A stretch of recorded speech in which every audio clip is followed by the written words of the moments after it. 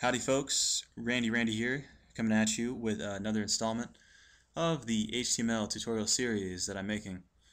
Here's part 3 of the series, and part 3 is going to be on block elements. This is Intro to Block Elements. So let's get started. You can see the page right here is made using many different kinds of block elements. Now we're not going to make this all at once, but I'm going to show you the basics and get you started right now. So first, let's make a template. Ta-da! Here's a couple tricks that I like to use. I like to throw in the refresh meta tag while I'm editing, and what that's going to allow us to do is continuously see our page as it gets updated. So every time I save it over here, it just automatically refreshes. So that just saves me a lot of clicks of a button. Over here we have the car set. I'm setting it to Latin 4 because you can see the theme over here is Latin lessons. Ta-da! Latin as in the dead language, not Latin as in Ricky Martin. So anyway, let's get started making a few block elements. Start with the title. Lessons in Latin or Latin lessons. Now the basic idea of these block elements is that they're creating page breaks such as this BR tag on either side of them, and they just do this automatically. So what that creates is a properly spaced out website that kind of auto formats itself. Of course you can't use all block elements. Well, maybe you could, but typically at the end of the day you'll have a mixture of block and non-block elements, and block elements within block elements, etc. Not to confuse you.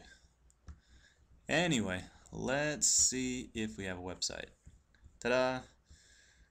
You can see right here we have this page break in between them, in between our two elements, and once again that's not dependent upon the spacing over here in the editor. This break is made entirely based on the property of block elements. Okay, cool, right? So let me show you another quick property of block elements. They also do what's called auto margining. I don't know if that's exactly what you call it, but that's what I'm going to call it. It creates auto margins on the left and the right. And to display this, first I'm going to center this, center the text in the element, not center the element itself. Then I'm going to change the background color, let's say to blue, and I'm going to save that.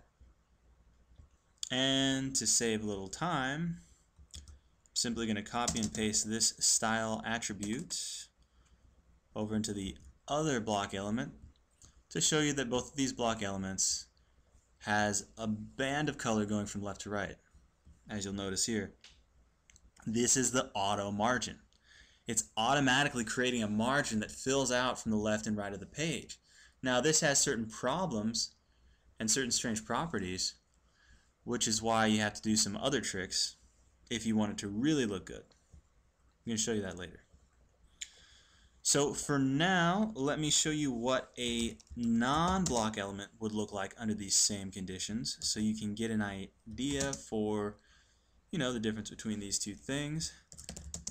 So this is not a block element. This is what's called a span. And in short, a span is like a div, only it's inline and not block. You might be asking me, well, what's a div? Well, it's another story entirely. So check this out. We have this little block element over here. We have this little inline element. It clearly says it's not a block element over here on the left side. And it's really stubby compared to these ones. No auto margin, in other words. And it's aligned to the left. The reason being is for an inline element, if you want the text to be aligned center within the body, and now this is just getting a little particular, but let me go on, you'd have to center the text in the body tag. And now at first this might just have you groaning like, what in the heck is going on with HTML? If I put text align center right here, why doesn't it align center? Look, trust me, play around with this stuff for a little bit. Eventually it starts to make sense. And in this case, it does make sense, but you just have to understand it's the difference between inline and block elements. So that's it for the introduction to block elements, just to get you started with the general idea of what block elements can do and what they look like. The next one is going to build on this further and actually make a website that looks halfway decent. So thanks for tuning in. I hope this was helpful. You folks have a good night.